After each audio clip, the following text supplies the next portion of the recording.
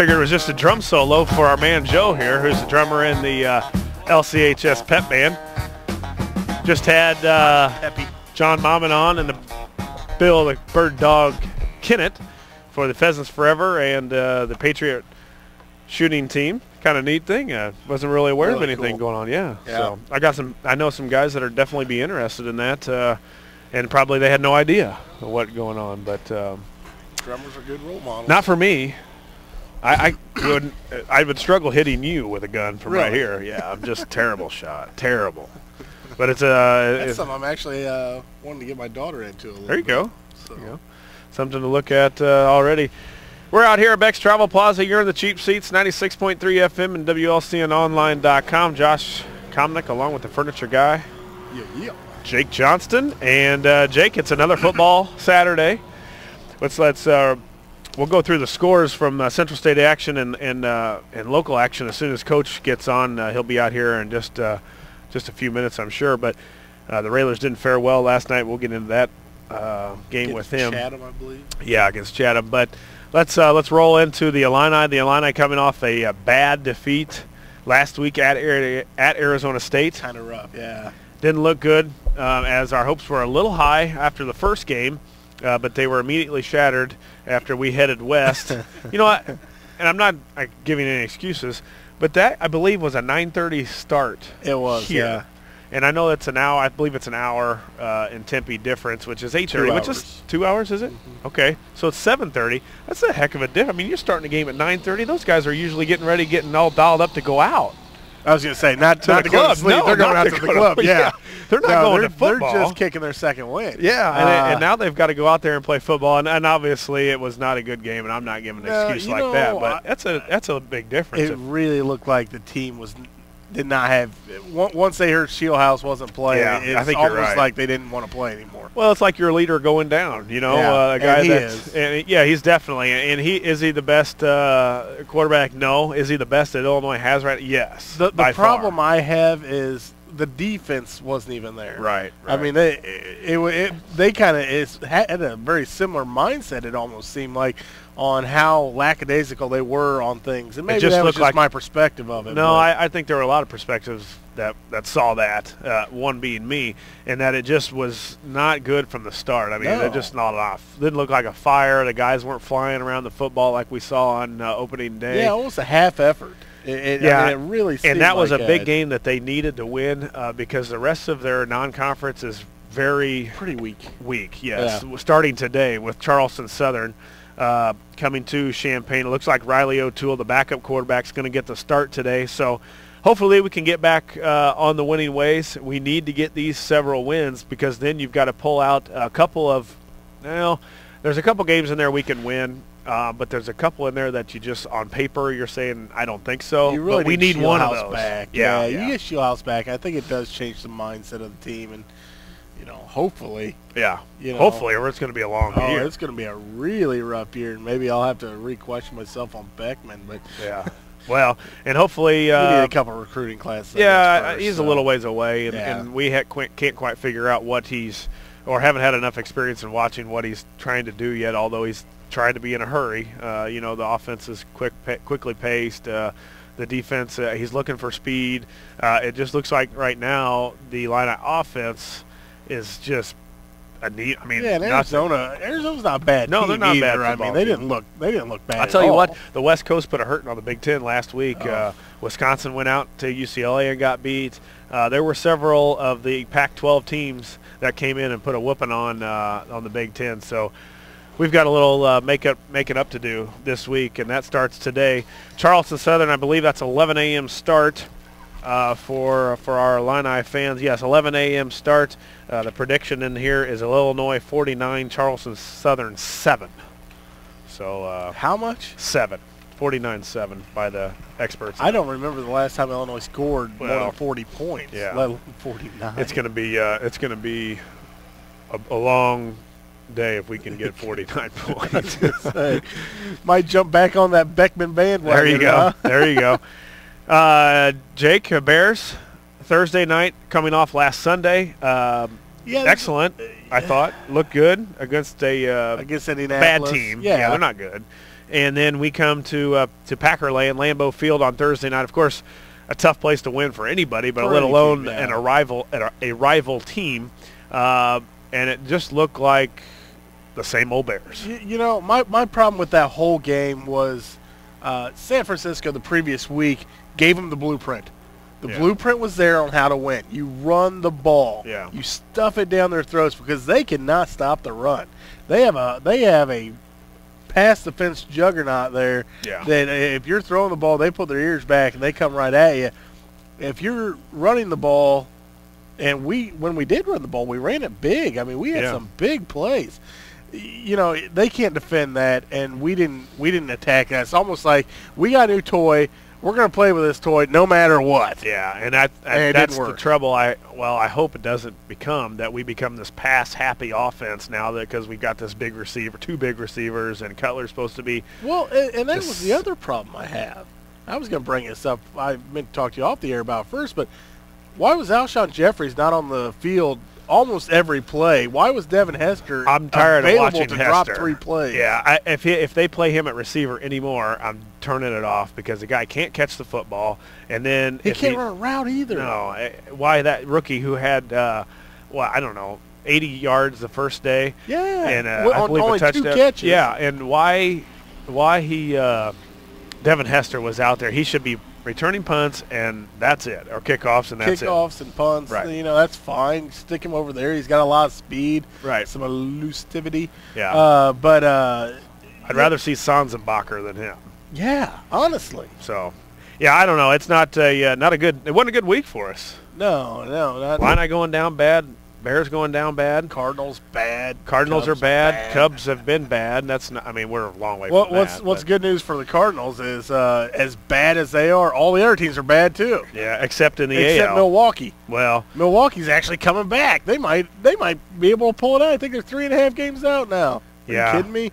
I'm an AL fan right now because that's the best baseball by far. That's good baseball there. The A's, we've talked about them last week. We talked about, of course, the Orioles. Last night. Yeah, they're just they're a fun team to watch. Yep. And they're playing Baltimore right now too. Yeah, that'll be a fun series as it's getting close to wrapping up. Your Cardinals going to get in?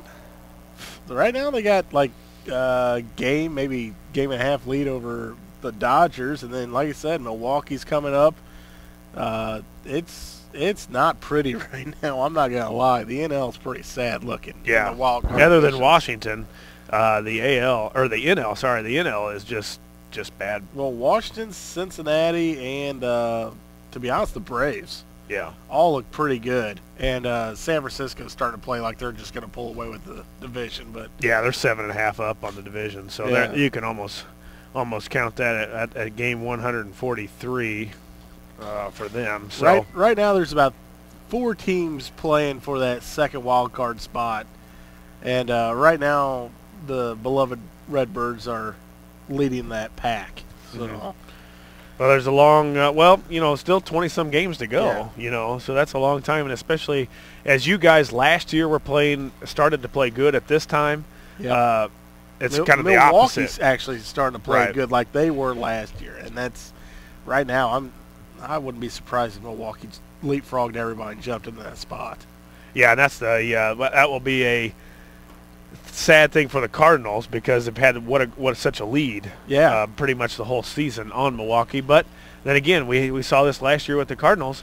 They started to play hot when you needed to, and you could see the Brewers doing something like the Cardinals did, and just maybe marching themselves all the way. They've got the offense and the guys is amazing. To do it. They unloaded Zach Greinke and Fielder. And Fielder had to make the right choice for him, and that I understand that. But they let Zach Greinke go. They trade him off, basically saying that, you know what, I think we're a better team without him. He's a head case. He doesn't belong here. We offered him a contract. He doesn't want to be here, so he's not going to be here. Mm-hmm. They shipped him off, and all of a sudden they start playing much, much better baseball. So, like I said, it is coming down the wire, and it is starting to get a little bit more fun to watch if you're looking at races and whatnot. Some good college football going on, though, today. Oof. Alabama at Arkansas. Southern Cal at Stanford. You got Oregon playing Tennessee Tech. Florida State and Wake Forest. some of the big matchups: Michigan State and Notre Dame. Notre Dame now going to the ACC. Oh yeah, Notre Dame going every sport except football and hockey, I think. Really? Yeah. So something different there for beloved Notre Dame fans. Texas and Mississippi going at it. Ohio State and Cal are taking the field. So a lot of good football, a lot of good college games going on. Alabama still number 1, USC number 2, LSU 3, Oregon 4, Florida State 5, and Oklahoma 5. I guess they've kind of got a tie there. Georgia 7, South Carolina 8, West Virginia 9, and Michigan State 10 is the first Big Ten team listed there in the top 10. And we've got a couple other rated. Ohio State's 12, Michigan 17, and that's it. That's the list there, eh? That's the list. Oof. By far, so SEC. The Illini's not on there. No, that's next week. They'll be out next week after we beat Charleston Southern. After we beat Charleston Southern. But by far the SEC again tops in the country. I think there's no question about that. Southern Cal will put up some effort, some fight. Is Charleston Southern a cosmetology school or? No. Jim had questions earlier. They're, I didn't have all the they're answers. accredited. Okay. You got to play those games. You got to get some wins somewhere. I'm not disagreeing. I mean, especially the Illini. That's right. That's right. Hey, looks like Coach is pulling up here. We'll let him get situated. We'll take a quick commercial break. We're out here at Beck's Travel Plaza, located next to the Lincoln Hampton Inn on Lincoln's west side. Stop out here until 10. You've got $1 Godfather's breakfast pizza slices and free fountain drinks at Beck's Travel Plaza. Get out here. You've only got 17 more minutes before we're out of here. We'll have 16-ounce energy drinks, 2 for $2.50. You need one of those. Ah. And we're going to get Coach one too. Hey, Coach will be on here in just a couple minutes. You're in the Cheap Seats, 96.3 FM and WLCN Plaza, located next to the Lincoln Hampton Inn on Lincoln's west side until 10. So stop by and load up on these exciting specials going on now. Delicious Aquafina water, only $3.99 a case, with Miller Lite, Bud Light, and Bud, priced right at $14.99 a case. 30 packs of Natural Light and Keystone Light are an incredible $12.99. And try what everyone's talking about, the all-new Lime-A-Rita 8-ounce 12 packs for $10. Feel like a rock star. Enjoy America's favorite 16-ounce energy drink for 2 of them for only $2.50. From now until 10 a.m., which is about 12 minutes and counting, you can enjoy $1 Godfather's breakfast pizza slices and free fountain drinks at Beck's Travel Plaza, located next to the Hampton Inn Lincoln. For more information on the 24/7, 365 days a year, phone Beck's Travel Plaza at 732-3759. You're in the Cheap Seats. Josh Komnick, the furniture guy, has stepped out to tend to some furniture. But right now we got the Coach McDonald in. And, Coach, thanks for stopping in again this morning. Morning, Josh. And, Coach, I've traveled to Chatham. Of course, we knew it was going to be a tough game. I believe maybe the experts, if that's what you want to call it, some have rated the Glenwood Titans one of the tops in the conference, picked by some to win the conference. Leading up to the game, probably didn't have to throw a lot at the guys, knowing that you're playing the number 3 ranked I think team in the state. There's a little excitement coming from that. Sure. I mean, there's not much we have to say to the guys. They realize that they are traditionally it's a great football program. They're a top 2 or 3 team in all their sports, and football has been very strong for them. I think they've been to playoffs 14 of the last 15 years. They've gotten a state championship and a runner-up placing, and big school, a lot of players. I think we counted about 57 juniors and seniors alone, and so we know it was going to be a big mountain to climb. And I think our guys, they were ready for them. They came out and played hard right from the start, and were ready to play and try to meet the challenge. Coach, overall, your impression of the game that the Railers fell last night, 63-17, and just give us your overall, what went on in the coach's mind after the game. Yeah, again, we told the guys, and we were proud of the effort. We think that we didn't back down, that we came out and played hard. We didn't quit. I think we kind of wore down in the second half a little bit, but I felt like we had a very strong first half. Take away, a couple 3 plays that didn't go our way. I think we competed with them very well in the first half. We had a great drive, our best drive of the season. up to this point in the second quarter, which we pretty much just owned the ball the second quarter and had a long 80-yard drive and had the ball for over 6.5 minutes and stuck it in and scored, and that was a big boost.